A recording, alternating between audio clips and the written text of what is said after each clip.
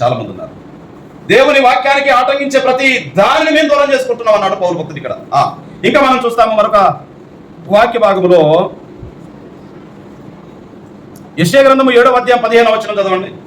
యెషయా 7:15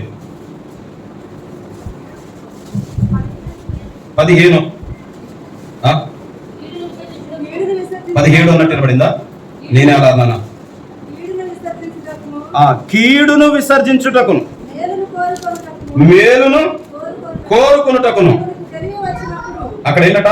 కీడును విసర్జించుట, మేలును కోరుకునుట. కీడును విసర్జించుట, కీడు తలంపులు కొంతమందికి వస్తాయి. కీడు ఇప్పుడు వాడు కీడు తలపెట్టాడుగా, నష్టం తలపెట్టాడుగా. ఆత్మీయులుగా ఉన్న వారిలో కూడా సాతాను అప్పుడప్పుడు ఇస్తాడు ఆలోచన. అమ్నోను అనే వానికి ఒకడు ఆలోచన ఇచ్చాడు సాతాను, కీడు చెడు తలపెట్టాడు. ఇస్కరియోతు యూదాలో ఒక ఆలోచన వచ్చింది, ఒకరోజు యేసు ప్రభువుని నమ్మేసుకోవాలి. 3 కోట్ల రూపాయలకు అమ్మేసుకున్నాడు. ఆత్మీయ రోగం లేకుండా చూసుకుందాం. స్తోత్రం కలుగును గాక. ఆత్మలో శుద్ధి కలిగి బ్రతుకుదాం. స్తోత్రం కలుగును గాక. స్తోత్రం కలుగును గాక. స్తోత్రం కలుగును గాక. యెహోషువ గ్రంథంలో 1వ అధ్యాయం 7వ వచనంలో ఒక మాట చూడండి. నీవు నిబ్బరము కలిగి జాగ్రత్త పడి నుండి నా సేవకుడైన మోషే నీకు ఆజ్ఞాపించిన ధర్మశాస్త్రం అంతటి చొప్పున చేయవలెను.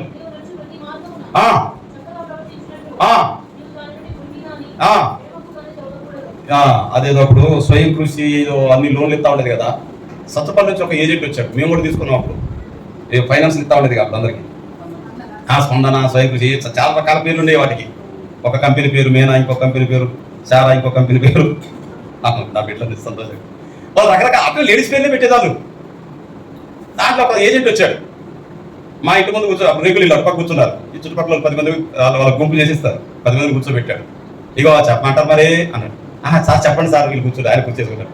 ఇగో చెప్తుంది జాగ్రత్త వినండి మరి అంటాడు. చెప్పండి సార్, చెప్పండి. ఇది పలానండి, ఇది పలానండి, ఇది పలానండి, పలానండి అని మొత్తం చెప్పాక ప్రతిసారి ఏమంటుంటే దీనికి ఒకటి ఎక్కువ లేదండి, ఒకటి తక్కువ లేదు. మొదటిసారి ఉన్నప్పుడు భలే చెప్పాడు అనుకున్నా. మళ్ళీ గ్రూప్ అయిపోయింది. మళ్ళీ కట్టుకోవడానికి వారం వస్తారుగా. వారం రాగానే ఇగో మీరు కట్టినందుకు మీకు ఫైన్ పడిద్దండి, దీనికి ఒకటి ఎక్కువ లేదండి. ఆయన ఊత పదం ఉంటారుగా, ఆయనకి నార్మల్ డైలాగ్ అనమాట. దీనికి ఒకటి ఎక్కువ లేదండి, ఒకటి తక్కువ లేదు. నేను చాలా రోజులు ఒప్పుకునేది మళ్ళీ కామెడీ కాదులే కానీ ఆయన మాట విధానమే అది. ఇక్కడ దేవుడు కూడా ఏమంటున్నాడంటే నేను చెప్పిన దాన్ని ఒకటి ఎక్కువ చేయాల్సిన అవసరం లేదు. కుడికి కానీ కుడికి తొలగపో ఎడమకు తొలగొద్దులే కానీ కుడికి తొలగినా ఏమి అనలే, ఏం కాదని అనలే. కుడికి కానీ ఎడమకి కానీ తొలగొద్దయ్యా. స్తోత్రం కలుగును గాక. సరే, అక్కడ ఇంకొక విషయం ఏంటంటే మోషే చెప్పింది చేయమంటున్నాడు. చూడండి విచిత్రం. ఈ వినేది మనిషే, మాట్లాడేది దేవుడే. మళ్ళా నేను చెప్పింది చేయనట్లే, మోషే చెప్పింది చేయి. మోషేతో చెప్పించింది నేనే. స్తోత్రం కలుగును గాక. స్తోత్రం కలుగును గాక. పోయిన వారం చేతులు ఎత్తనట్టు కొంతమంది చేతులు ఎత్తట్లే. చేతులు ఎత్తండి. చేతులు ఎత్తిన వారందరికీ చేతులు ఆరోగ్యం ఉండును గాక. అవుతుంది, మీరు ఆలోచించుకోండి. భయపెడితేనే చేతులు ఎత్తారేంటి? చూడండి, నేను ఏమంటున్నాడంటే కుడిమికి కానీ ఎడమకి కానీ తొలగకుండా ఉంటే నువ్వు నీ మార్గంలో చక్కగా ప్రవర్తిస్తావు. చాలా మంది ఆత్మీయ జీవితాల్లో ఈ వాక్యాన్ని నిర్లక్ష్యం చేయడం, సంఘ వాక్యాన్ని పట్టించుకోకపోవడం, వాక్యాన్ని గ్రహించకపోవడం. వారి ఆత్మీయ జీవితం అది వ్యాధిలో ఉంది, తెలియట్లే చాలా మందికి. నేను ఆత్మీయ రోగిని తెలుసుకోలేకపోతున్నారు ఎవరికి వారు. నేను ఆత్మీయ రోగిని అని వారు గుర్తించలేకపోతున్నారు. స్తోత్రం కలుగును గాక. స్తోత్రం కలుగును గాక. ప్రియమైన సంగమా, దేవుని బిడ్డలారా, యేసయ్య చెప్పిన మాట అదే అంటున్నాడు. చూడండి, మత్తయి సువార్త 12:24-34.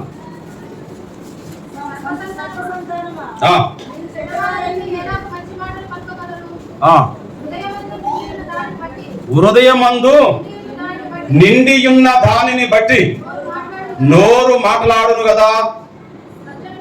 చాలు.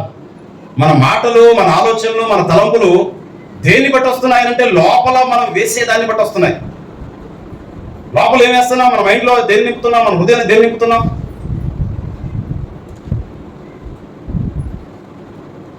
సినిమాలు, సీరియల్ చూసేవాళ్ళు చూడండి, ఎంత లేదన్నా ఎక్కడో ఒక చోట ఆ డైలాగులే మాట్లాడతారు. బయటకు వచ్చేస్తే ఎంత దాచుకుందామన్నా దాగదు, ఏదో ఒక రకంగా మాట బయటికి వస్తుంది కదా. కాబట్టి మీ హృదయంను దేనితో నింపాలి? హృదయం బాగుపడాలంటే దేనితో నింపాలి? యేసు పొందిన గాయముల చేత మనకు ఆత్మీయ స్వస్థత కలుగుతున్నది. యేసయ్య రక్తం నా మీద నా పిల్లల మీద ఉండుగాక నాడు కోరుకున్నట్లు, యేసయ్యా నీ రక్తంతో నన్ను కడుగుము, యేసయ్యా నీ రక్తంతో నన్ను కడుగు, యేసయ్యా నన్ను శుద్ధి చేయి, శుద్ధ హృదయం నాయడలా కలుగు చేయము దేవా, శుద్ధ హృదయం నాయడలా కలుగు చేయము. నిరంతరము ప్రార్థనతో మనం నింపబడినప్పుడు మన ఆత్మ శుద్ధిగా ఉంటుంది. స్వపరిశీలన ఉన్నప్పుడు శుద్ధిగా ఉంటుంది. స్తోత్రం కలుగును గాక. హల్లెలూయా, హల్లెలూయా. ఒక మాట చూడండి, ఇదే 12వ అధ్యాయం 36వ వచనం చదవండి. మత్తయి సువార్త. నేను మీతో చెప్పున్నది ఏమనగా, మనుషులు పలుకు వ్యర్థమైన ప్రతి మాటకు, ఆ మాటను గుర్చి విమర్శ, తీర్పు దినమందు లెక్క చెప్పాలి ప్రతి దానికి. చాలాసార్లు ఇద్దరు కూడా చెప్పాను, మాట్లాడు ప్రతి మాట అంటే మనసులో బయటికి మాట్లాడటమే కాదు, మనసులో మాట్లాడుకున్నా అది దేవునికి వినబడిపోద్ది. మనం మనసులో అనుకుంటాం, ఆయనకు స్పష్టంగా వినబడుతుంది. కాబట్టి మన హృదయం చెడుతో నింపబడితే చెడ్డ ఆలోచనలు వస్తాయి, మన హృదయం మంచితో నింపబడితే మంచి ఆలోచనలు వస్తాయి, మంచి తలంపులు వస్తాయి, మంచి ఉద్దేశాలు కలిగి ఉంటాం.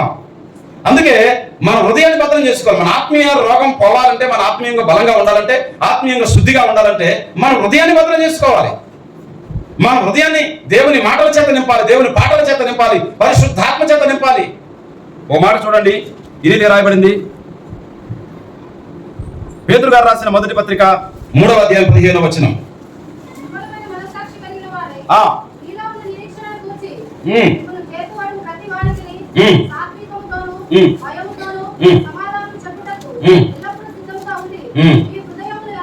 ఈ మాట జాగ్రత్తగా గుర్తుపెట్టుకోండి. మీ హృదయముల యందు క్రీస్తును. మీ హృదయంలో ఏముండాలి చెప్పండి? క్రీస్తు ఉండాలి. ఆ క్రీస్తు కూడా ప్రభువుగా ఉండాలి. నీ హృదయంలో క్రీస్తు ఉండాలి. ఆ క్రీస్తు కూడా ఎలా ఉండాలి? ఏంటి ప్రభువుగా అంటే?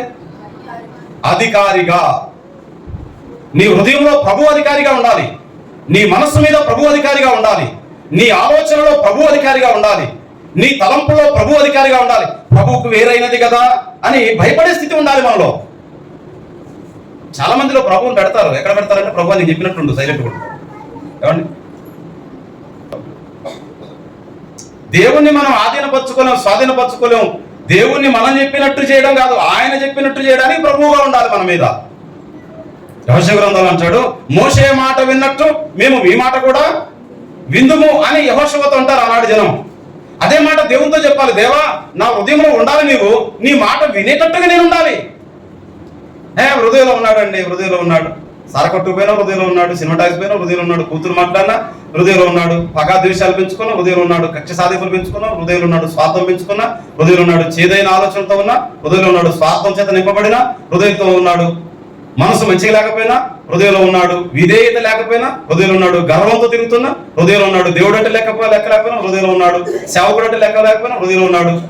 ఏం విశ్వాసులు, ఏం భక్తులు. ఆత్మీయ రోగులు జీవితం బాగుంటది, లేకపోతే ఆ రోగం పెరిగి పెరిగి పెరిగి వారిని ఆత్మీయతలో క్షీణత కలగజేసి పాపం చేత నింపబడి రోగం చేత నింపబడినట్లు వారు పాడైపోతారు. మస్తు మంది ఉన్నారు ప్రపంచంలో, ఇంతమందిని చూసిన. ప్రియమైన సంగమా, దేవుని బిడ్డలారా, ప్రభు యొక్క వాక్యం మాట్లాడుతుంది, మీ హృదయంలో ప్రభువు ఉండాలి, మీ హృదయంలో దేవుడు ఉండాలి. మన హృదయం దేవుని వాక్యం చేత నింపబడాలి. కీర్తనకారుడు అంటాడు 119వ కీర్తన 11వ వచనంలో మాట అంటాడు కదా, కీర్తన 119:11, నీ ఎదుట నేను పాపము చేయకుండానట్లు నా హృదయములో నీ వాక్యము. హృదయంలో వాక్యం వాక్యం వాక్యం నింపబడితే ఆ వాక్యం ప్లే చేస్తుంది, మనని ఆలోచింపజేస్తుంది. ప్రతి దానికి వాక్యం గుర్తొస్తూ ఉంటది. శత్రువును ప్రేమించమంటది, క్షమించమంటది, ప్రేమ చూపమంటది, సహించుకోంటది, ఓర్చుకోంటది. దేవుడు ఎప్పుడు ప్రేమించాడు మనల్ని? రోమపత్రికలో 4 వరుస చూపించాడు, గుర్తుంది ఎవరికైనా? రోమపత్రిక 5వ అధ్యాయము 6వ వచనం. ఏలయనగా లాస్ట్ వచ్చారు కింద ఏమంటాడంటే ప్రేమ చూపించను ఉంటాడు కదా 8వ వచనంలో. అయితే దేవుడు మన ఎడల తన ప్రేమను, ఆ ప్రేమను వెల్లడి ఎప్పుడెప్పుడు పరుస్తున్నాడట? మనం ఇంకా బలహీనులమై ఉండగా. ఒకటి. రెండవది ఎక్కడ? 8వ వచనం కింద లైన్లో మనం ఇంకా పాపులమై ఉండగా. ఇంకా 10వ వచనంలో శత్రువులమై ఉండగా. 7వ వచనంలో భక్తిహీనుల కొరకు అంటాడు. భక్తిహీనులమై ఉండగా భక్తిహీనులము, పాపులము, శత్రువులము, ఈ 4 రకాలుగా చనిపోయిన వారి మీద ఏం చూపిస్తున్నాడు ఆయన?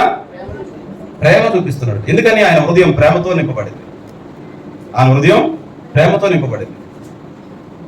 రియల్గా జరిగిన ఒక సంఘటన కదా, కేరళలో ఒక కోడలు బాగా కంటకురాలు, కఠినమైన కోడలు. స్త్రీలే మంచోళ్ళు అంటారు కానీ అత్త కోడలు పడదు, అర్థం కదా. అయ్యగా నీకు ఎవరే, నాకు 2 ఆడపిల్లలు, పోనీలే కొడక, అమ్మాయిలే మంచోళ్ళు, అబ్బాయిలు వేస్ట్ నాన్న బో అంటారు. సరే ఆయన మంచిదే కావచ్చు, ఆ మాట కూడా ఒప్పుకుందాం, కానీ మళ్ళీ అత్త కోడలు పడతారు, 2 స్త్రీలే. అదేంటో నాకు ఇప్పటికి అర్థం కావట్లేదు. అసలు నేను పురుషుని కాబట్టి నాకు అర్థం కావట్లేదు. నేను కూడా స్త్రీ అంటే నేను ఒక ఇంటికి కోడలు అవుతున్నాను, ఒకరికి అర్థం అవుతుంది కాబట్టి అప్పుడు తెలిసేది. కంటకురాలైన కోడలు. మీ అమ్మ దగ్గర చాలా డబ్బు ఉంది, మీ అమ్మ స్వాధీనంలో ఉంది. అమ్మ చచ్చిపోతే తప్ప డబ్బు మన చేతికి రాదు. కాబట్టి మీ అమ్మ చావడానికి ఇంకా చాలా సంవత్సరాలు పట్టేట్టుంది. చాలా ఆరోగ్యంగా బలంగా గట్టిగా ఉంది, ముసలిది. ఇప్పుడు వచ్చే పరిస్థితి లేదు. నువ్వు ఆమెను చంపి ఆస్తిని స్వాధీనం చేసుకుంటేనే నేను కాపురానికి వస్తాను, లేకపోతే రానని చెప్పేసింది కేరళలో. చేతులారా చంపడం ఇష్టం లేక అడవిలో ఒక ప్రాంతంలో నక్కలు, తొడేలు బాగా ఉన్నాయి. అక్కడ పడేసి వస్తే ఏదో ఒకటి మీద పడి దాడి చేస్తే చంపేస్తుంది అని చెప్పి అమ్మకు నచ్చజెప్పి, అమ్మ అక్కడ మంచి తురికాయలు ఉన్నాయట, అక్కడ మంచి రేకాయలు ఉన్నాయట, అక్కడ మంచి ఉసిరికాయలు ఉన్నాయట, అక్కడ మంచి పలాని పనులు ఉన్నాయట, జుబిలికి పనులు ఉన్నాయట, రకరకాల పనులు ఉన్నాయమ్మా. జీవితకాలం కష్టపడి మమ్మల్ని పెంచావు, ఆ పనులన్నీ నీకు కోసేవాలని ఉంది, మన ఇద్దరం పోయి పనులు తీసుకోవద్దాం రామ్మా అని అమ్మని తీసుకొని పోతున్నాడు. అడవిలోకి వెళ్తున్నాడు. ఏమండి, ఏ మాట ఎవరి గురించి మాట్లాడతారో ఇంకొకరికి తెలిసినా తెలవపోయినా వాని దాకా మాత్రం వెళ్ళింది మాట. అది ఎక్కడన్నా మాట్లాడి, నా మాట అర్థమైందా? ఏ మాట ఎవరి గురించి మాట్లాడతారో అది పక్కోడికి తెలవకపోయినా, వాడు పరాయి దేశంలో ఈ మాట అక్కడికి మాత్రం వెళ్తుంది. ఎట్టెళ్తుందో తెలవదు, దానికి అంత ప్రాణం వస్తుంది. ఈ అత్తాకోడల మధ్య ఈ డబ్బు గురించినటువంటి కాంక్ష, ఈ పిచ్చితనం, ఈ వెరితనం ఈ కోడలకు ఉందని అత్తకు తెలుసు. అడవికి వెళ్ళేటప్పుడే తల్లి డిసైడ్ అయింది, ఈ రోజు నా కొడుకు నన్ను చంపడానికి తీసుకుపోతున్నాడు. నన్నైనా వదులుకుంటాడు కానీ భార్య లేకుండా బ్రతకలేని పరిస్థితికి వచ్చాడు. ఆ భార్య అంత ప్రేమ, అంత పిచ్చానికి నేను చనిపోయినా బాధ లేదు, నా కొడుకు పోవడం సుఖంగా ఉండాలనుకున్నదట. అనుకొని కొంత దూరం వెళ్ళిన తర్వాత సుఖంగా పెరిగాడు, కొడుకు సుఖంగా పెరిగాడు. తల్లి కష్టం చేసింది, ముసలితనంలో కూడా నడవగలిగి ఒప్పుకుంది. అయ్యా, ఫలాని చోటు దాకా వెళితే అక్కడ పనులు బాగా దొరుకుతాయి. ఆ చోటు ఏదో తెలుసా? ఫలాని గండిలో, ఫలాని చీకటిలో, ఫలాని ఏరియాలో మృగాలు ఎక్కువ ఉన్నాయనేటువంటి చోటు. ఆయన ఎక్కడికి తీసుకోవాలనుకుంటో ఈమె అక్కడికి చెప్తుంది. కొద్ది దూరం వెళ్ళిన తర్వాత, కొడుకా నీకు చెమటలు వస్తున్నాయి, తిరిగి ఇల్లు చేరలేవు నాన్న, నువ్వు అనుకున్న కాడికి వెళ్ళి పనులు తెస్తాను, నువ్వు వెళ్ళు అంటే ఆ కొడుకు అన్నాడట. ఆయన మనసులో ఆలోచన వచ్చింది, మా అమ్మ నన్ను తప్పించుకొని వేరే ఊరు వెళ్ళిపోయేటట్టుంది, ఎక్కడొక్కడ బ్రతికేటట్టుంది, ఆమె చనిపోతేనే ఆస్తి నా మీదకి వస్తుంది, అలాంటి వీలునామాలు ఉంటాయి కొన్ని. కాబట్టి ఆయన మనసులో రివర్స్ అయిపోయింది. లేదమ్మా, నేను వస్తాను, ఎండలో ఒకదాని లేదు కొడుక, నేను వెళ్తాను, నేను వెళ్తాను మాటలు పెరుగుతా ఉన్నాయి. ఆ తల్లి ఏంటంట, కుమారుడా నువ్వెందుకు తీసుకుపోతున్నావు నాకు తెలుసు. నీ భార్య నీ గదిలో వాదన పెట్టుకున్నప్పుడు నా చెవులారా విన్నానయ్యా. ఈ రోజు నువ్వు నీ భార్య సుఖంగా ఉండాలని చావడానికి నేను వస్తున్నానయ్యా. నేను ఎలాగో చనిపోతాను, నువ్వెందుకు ఇంత కష్టపడుతున్నావు? నేను చనిపోతే నీకు ఆస్తి వస్తుంది, నేను భూమి ఎక్కడ బ్రతుకున్నా రాదు, నేను చచ్చిపోవాలి, నువ్వు అనుకున్నట్టే మృగాలకు బలైపోతాను కొడుక అంటే ఆ కొడుకు విలవిల లాడిపడి ఏడ్చి కన్నీరు గార్చి ఆ తల్లిని తీసుకొని ఇంటికి వచ్చి భార్యని కొట్టి గద్దించి కోర్టులో కేసు పెట్టి భార్య నుంచి విడాకులు తీసుకున్నాడు. భార్య విడాకులైనా ఇచ్చింది కానీ అత్త బ్రతుకుంటే ఆస్తి లేకుండా నేను రానని చెప్పి దూరం అయిపోయింది. స్తోత్రం కలుగును గాక, స్తోత్రం కలుగును గాక, స్తోత్రం కలుగును గాక. ప్రియమైన సంగమా, దేవుని బిడ్డారా, కంటకరాలు లోపల ఎప్పుడో పుట్టింది చిన్న ఆలోచన, ఆస్తి కావాలి. ఎప్పుడో పుట్టింది ఆలోచన.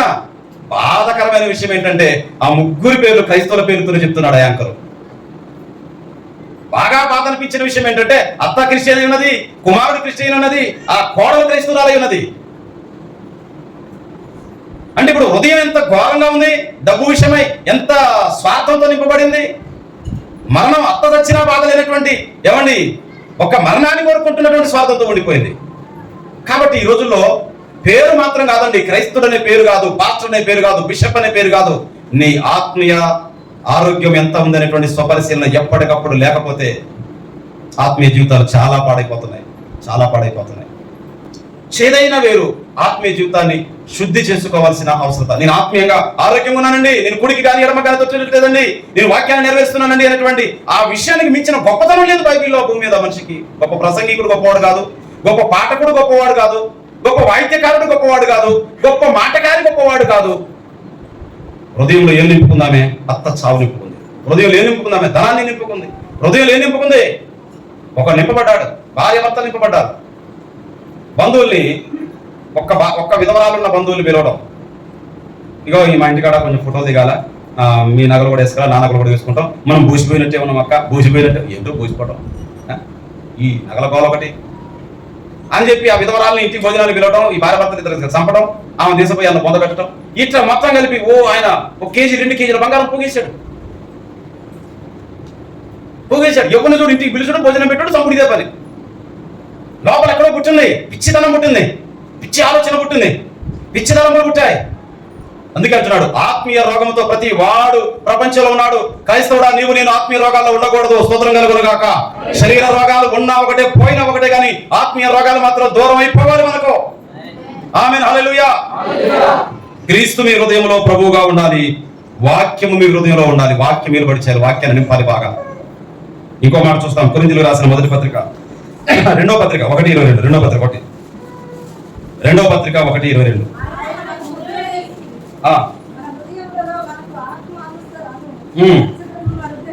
హృదయంలో ఏముండాలట?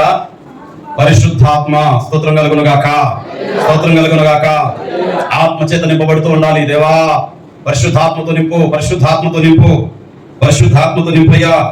యేసయ్యా మీ ఆత్మతో నింపు, నన్ను పరిశుద్ధపరచు నాయనా, పరిశుద్ధాత్మతో నింపయ్యా అని మనం ఎప్పుడు ప్రార్థన చేస్తూ ఉండాలి. దేవునికి స్తోత్రం కలుగునుగాక, దేవునికి స్తోత్రం కలుగునుగాక, దేవునికి స్తోత్రం కలుగునుగాక. ఒకసారి చూడండి, యెషయా గ్రంథం 4వ అధ్యాయము 4వ వచనం చదవండి. తీర్పు తీర్చు ఆత్మ వలనను దహించు ఆత్మ వలనను ప్రభువు సియోను కుమార్తెలకున్న కల్మషమును కడిగి వేయును. దహించు ఆత్మ చేత నింపబడతా ఉంటే కల్మషాన్ని దహించేస్తాడు. ఇంటికి వెళ్ళిన కానుంచి సీరియల్ ఆన్ చేస్తే ఇంకేముంటుందండి కడుపులో, హృదయంలో? ఇంటికి వెళ్ళిన కానుంచి సెల్లు పట్టుకుంటే ఇంకేముంటుందండి? ఇంటికి వెళ్ళిన కానుంచి బైబిల్ బీరోలో పడేస్తే ఇంకేముంటుందండి? ఇంటికి వెళ్ళిన కానుంచి డబ్బు డబ్బు డబ్బు డబ్బు డబ్బు lub dub lub dub lub dub అన్నట్టు గుండె ఎంతసేపు డబ్బు డబ్బు డబ్బు డబ్బు అంటే ఇంకేముంటుందండి నీ మైండ్లో, నీ హృదయంలో? దహించు ఆత్మ చేత ఏ వ్యక్తి అయితే నింపబడతాడో ఆ దహించు ఆత్మ నీ శరీరాన్ని, వస్త్రాన్ని కాల్చదు, కానీ నీలో ఉన్న కల్మషాన్ని కాల్చేస్తాడు.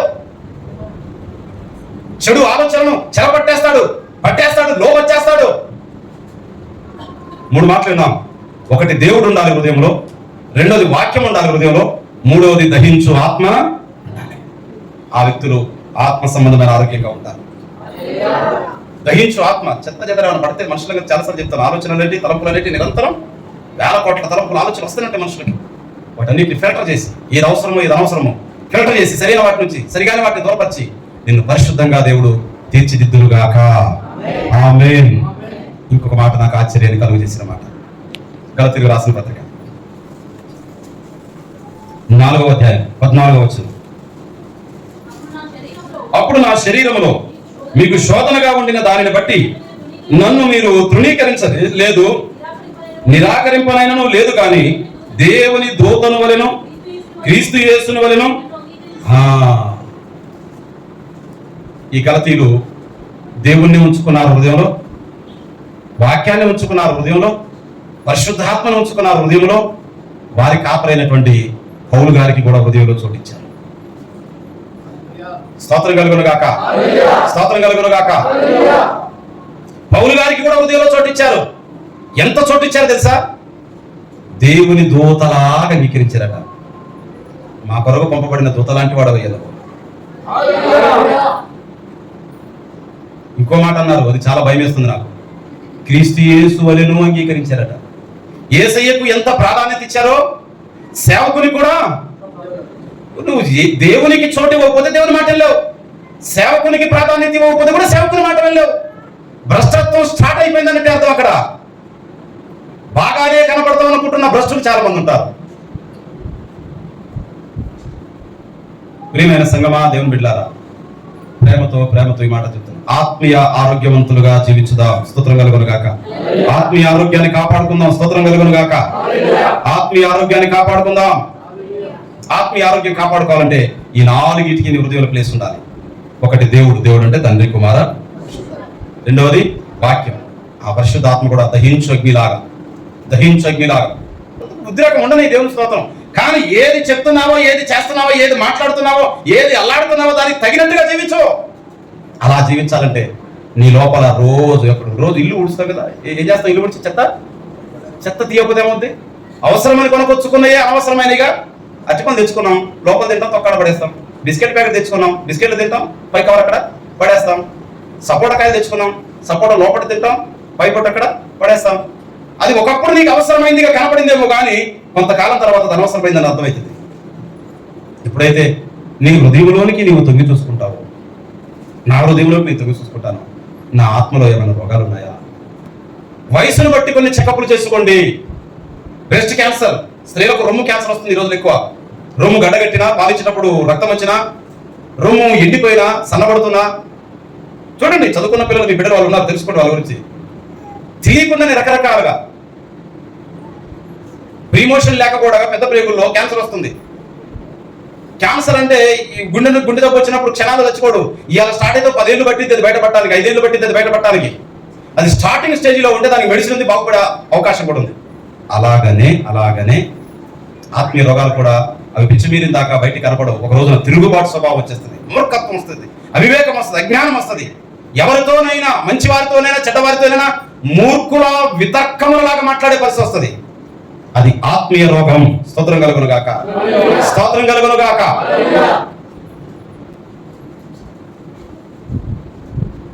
హెస్కేలు గ్రంథం 8వ అధ్యాయము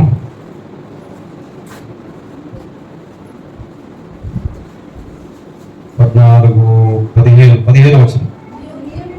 నీవు నియమింపబడిన దినము మొదలుకొని పాపము నీ యందు కనబడు వరకు ప్రవర్తన విషయంలో నీవు యథార్థవంతుడుగా ఉంటివి. ఇదేంటి 2 మాట్లాడాడు? పాపే యథార్థవంతుడా? పాపం బయటకు వచ్చి పిచ్చు మీరి అది బయటపడ్డదాకా ఎలా ఉన్నాడు? అటేనా మాట్లాడు. యథార్థవంతుడిగా కనబడుతున్నాడు అంతే. కానీ లోపల ఏం పెరుగుతుంది? లోపల మీరు చెప్పండి, మాట్లాడుతుంది. ఆయన గురించి చెప్పడం, మీ గురించి కాదు. మీ కడుపు చల్లకుండా ఇక్కడ సాతాను గురించి మాట్లాడుతున్నాడు దేవుడు. దేవుని దూతగా ఉన్న సాతాను, దేవుని సన్నిధిలో దూత సాతానుగా మారిపోయింది. యేసు ప్రభు వెంటనే ఉన్న ఇస్కరియోతు యూదా అమ్ముకునేవాడిగా మారిపోయాడు. గాంధీ గారిని కాపాడుతున్న గాడ్స్ ఉన్నారు కదా, గాడ్సే కాల్ చేశారు. భారీగా ఉన్న దలీలే చంపిపడేసింది. కాబట్టి దేవుని మందిరానికి రాని వాడు ఆత్మీయ జీవితం బాగలేదనుకోవడం కాదు. మందిరంలో ఉన్న వ్యక్తుల్లో కూడా అది బయటికి వచ్చే వరకు లోపల పెరుగుతూ ఉంటుంది. ముందు మనలోనికి చూసుకోవడం నేర్చుకోవాలి. మనం అందరము దేవుని ఎదుట మన నడతను, మన భక్తిని, మన ఆత్మీయతను బాగు చేయడం నేర్చుకోవాలి. మన జీవితాన్ని మనం బాగు చేసుకోవడం నేర్చుకోవాలి. స్తోత్రం కలుగును గాక. పాపము నీ యందు కనబడు వరకు యథార్థంగా కనపడ్డావు. మరి యథార్థవంతుల్లో పాపం అన్ఎక్స్పెక్టెడ్గా ఎలా వచ్చింది? అది ఎప్పుడో ప్రారంభం. దొంగతనం చేయాలని ఎప్పుడో ఆలోచన వస్తుంది. మన హైదరాబాద్లో ఒక తాత ఏట కోరకు వస్తే ఆ బోటి పట్టపోయి అమ్ముకుంటాడు. బొట్లో పెట్టి ఇల్లు తిరిగి ఊరు తిరిగి ఏట బోటి అని అమ్ముకుంటాడు. ఆ తాతకు మనవాడు ఉన్నాడు దూరాన. మా తాత డబ్బులు బాగా సంపాదిస్తున్నాడు, ఈ డబ్బులు ఎట్లయినా కాజేయాలనుకుంటాడు. దూరపు మనవాడు కదా అని డబ్బులు చూపించాడు. ఒక రోజు పిల్లలకి హాస్టల్ తీసుకుపోయి ట్రంక్ పెట్టి ఎనుప పెట్టి అంటారు. ఎనుప పెట్టి లాంటి పెట్టెలో పెట్టాడు 18 లక్షలు. అందుకే చాలా మంది తల్లిదండ్రులు పైసలు తీయాలంటే పిల్లగాలంటే రీతిస్తారు. పైసలు కనపడితే వాళ్ళు ఆగరని అసలు పైసలు కట్టికి కనపనియరు పిల్లలకి. వాడు చాలా తెలివిగా 6 నెలలకి సంవత్సరానికి ఒకసారి ఇంటికి వస్తున్నాడు, మాట్లాడుతున్నాడు. తాతకు వచ్చేటప్పుడు ఇద్దరు కూడా చెప్పాను 3-4 అప్పుడు వారాల కింద. తాతకు వచ్చేటప్పుడు పండ్లు పొలాలు వేస్తున్నాడు, చికెన్ వేస్తున్నాడు, వండి పెడుతున్నాడు. మనోడు మంచివాడు అనిపిస్తున్నాడు. ఒక రోజున కనిపెట్టుకున్నాడు. సంవత్సరాలు గడిచిపోయింది. ఒక రోజు 2 రోజులు కాదు, సంవత్సరాలు గడిచిపోయింది. సంవత్సరాల తర్వాత వాని ఆలోచనకు బలం వచ్చింది. ఒక రోజు ఆ ట్రంకు పెట్టి ఎత్తుకుపోయాడు తాత. చూడండి, అనుకున్న క్షణంలోనే కొన్నిసార్లు జరుగుతాయి, కానీ కొన్నిసార్లు వాటి కాలం పడుతుంది పాపం పెరగడానికి.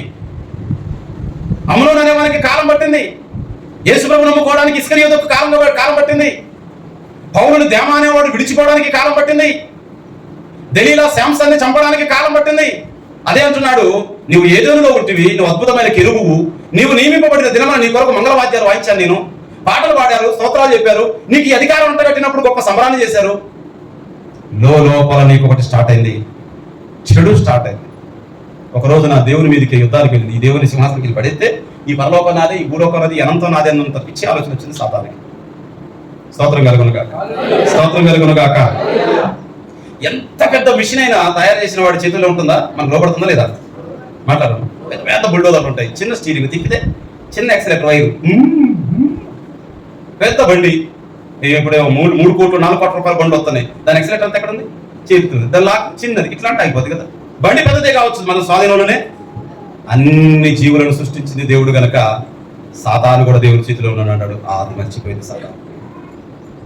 కాబట్టి లోపల పెరిగినటువంటి ఆలోచనలు, లోపల వచ్చిన చెడ్డ ఆలోచనలు, లోపల వచ్చిన తప్పుడు ఆలోచనలు, లోపల వచ్చిన వ్యతిరేకమైన ఆలోచనలు, వాటిని కడిగి బాగు చేసుకోవాల్సిన బదులుగా వాటిని పెంచి పోషించుకొని దేవుని దూతగా ఉండాల్సినటువంటి ఆ దూత సాతానుగా మారిపోయి శిక్షించబడింది.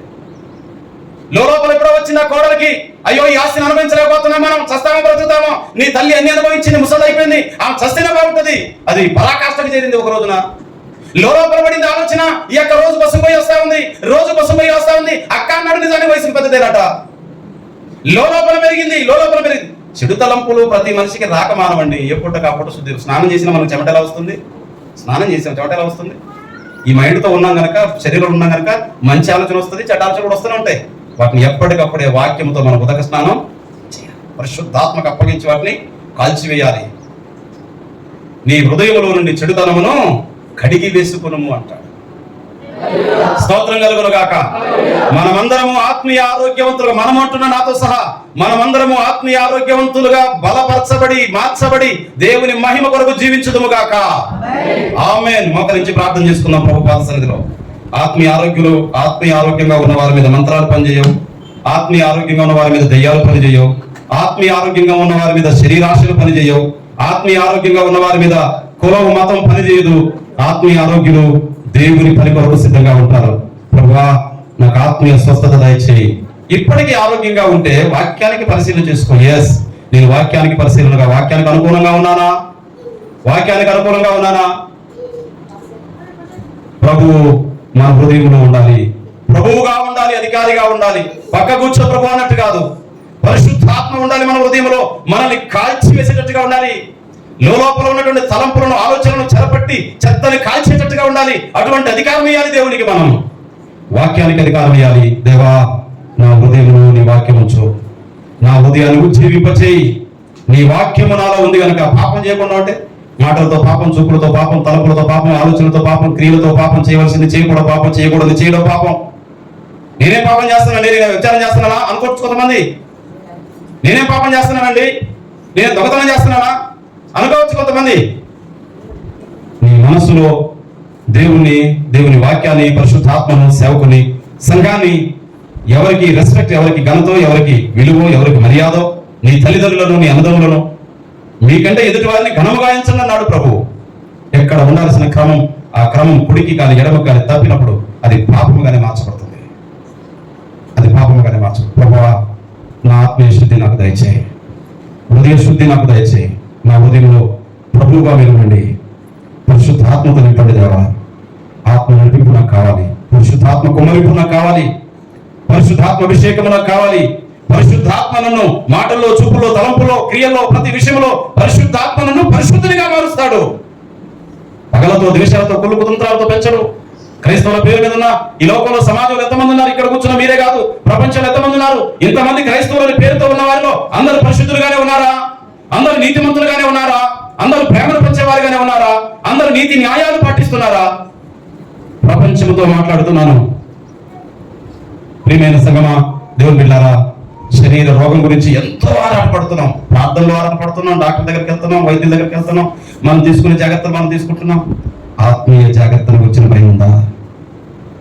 ఆత్మీయ జాగ్రత్త ఉందా? ఒకసారి మనల్ని మనం పరిశీలన చేసుకుందాం. నీ ఆత్మీయ శుద్ధి ఎక్కడ దొరుకుతుందంటే ప్రభువు నీలో ఉన్నప్పుడు, పరిశుద్ధ ఆత్మ చేత రోజు నింపబడుతున్నప్పుడు. దినములు చెడ్డవి గనక సమయమును పోనీయక సద్వినియోగం చేసుకుని మద్యముతో మత్తులై ఉండక పరిశుద్ధాత్మ పూర్ణులై ఉండుడి.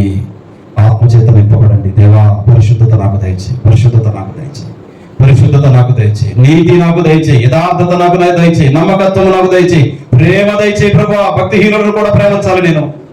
మరి తప్పును ఖండిస్తూనే వారిని ప్రేమించాలి, బలహీనుల్ని ప్రేమించాలి, శత్రువుల్ని ప్రేమించాలి, భక్తిహీనులను ప్రేమించాలి. దేవా, నీ ప్రేమలో నేను కూడా నింపబడ, నీ ప్రేమతో నేను కూడా నింపబడ్డ, క్షమాపణతో నింపబడ్డ, నా ఉదయం వేగి నిండును, నా మనసు అదే ప్రేరేపించబడుతుంది. కనికరించేయ నా ఎడల. ప్రార్థన చేసుకుందాం. ప్రభు బల అందించడానికి ముందుకు రండి. ప్రభు రక్తంలో శరీరంలో పాలు పొందుదాము. బలాన్ని ఇచ్చేవారు ముందుకు రండి. హల్లెలూయా, హల్లెలూయా, హల్లెలూయా, హల్లెలూయా. స్తోత్రమయ్యా, స్తోత్రమయ్యా.